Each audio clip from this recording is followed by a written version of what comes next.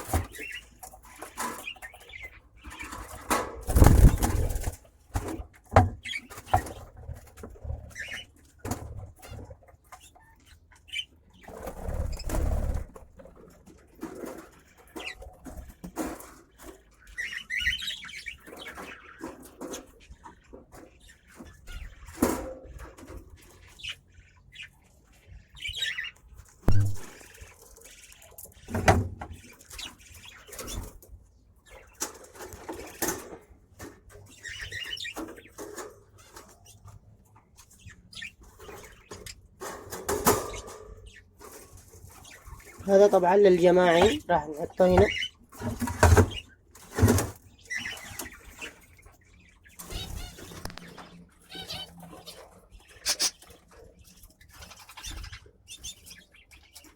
للأسف باقي الكوكتيل.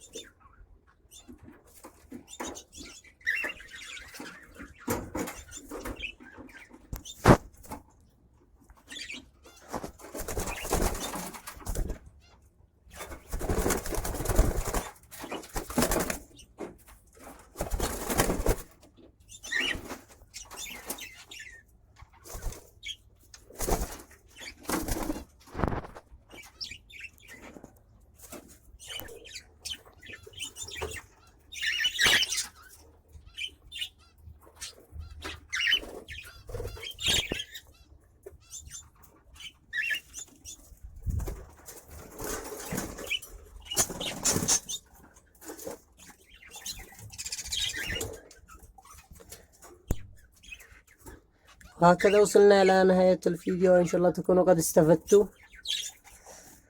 وشكرا على المتابعة للفيديو هذا، ولا تنسوا الاشتراك وتفعيل الجرس ليصلكم كل جديد، وتحفيزنا لنستمر. اللايك.